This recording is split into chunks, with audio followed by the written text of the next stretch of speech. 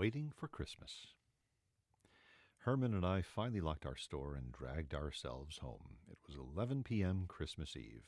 We'd sold almost all of our toys, and all of the layaway except one package had been picked up. But the person who had put $1 down on that package never appeared.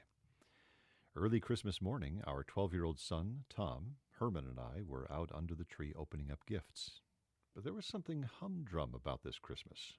Tom was grown up, and I missed his childish exuberance of past years. As soon as breakfast was over, he left to visit friends, and Herman disappeared into the bedroom, mumbling, "I'm going back to sleep." So there I was alone. It was nearly 9 a.m. Sleet mixed with snow cut the air outside. Sure glad I don't have to go out on a day like today, I thought to myself. And then it began. Something I'd never experienced before, a strange, persistent urge. Go to the store, it seemed to say. Well, that's crazy, I said to myself. No one opens shop on Christmas Day.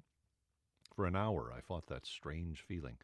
Finally, I could stand it no longer. I got dressed, I put on my wool coat, placed my hat on my head, then my galoshes, scarf, and gloves. Once outside, the wind cut right through me, and sleet stung my cheeks. I felt ridiculous. I had no business being out in the bitter chill. There was the store just ahead, but what in the world? I wondered. In front of the store stood two little boys, huddled together, poorly dressed and half frozen. One was about 9, the other 6. "Here she comes," yelled the older one. "See, I told you she'd come," he said. The younger one's face was wet with tears, but when he saw me, his eyes opened wide, and his sobbing stopped. "What are you two children doing out here?" I scolded, hurrying them into the store. "We've been waiting for you," replied the older. "My little brother Jimmy didn't get any Christmas. We want to buy some skates. That's what he wants." I looked at the $3 in his hand and at their expectant faces. Then I looked around the store. "I'm sorry," I said, "but we have no skate." Then my eye caught sight of the layaway shelf with its lone package. Could it be? I walked over and unwrapped the package. Miracle of miracles. There was a pair of skates. Jimmy reached for them. "Lord," I said silently, "let them be his size." The miracle added upon miracle. They were his size. When the older boy finished tying the laces and saw that the skates fit perfectly, he stood up and presented the dollars to me. "No, I'm not going to take your money," I told him.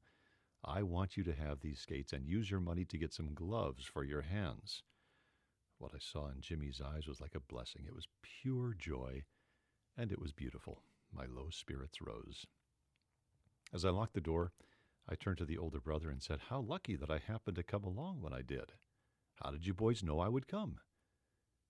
I wasn't prepared for his reply.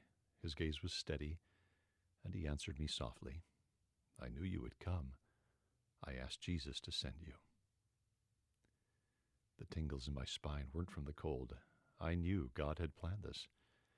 As we waved goodbye, I returned home to a brighter Christmas than I had left. Elizabeth English, Guideposts Magazine, 1950s.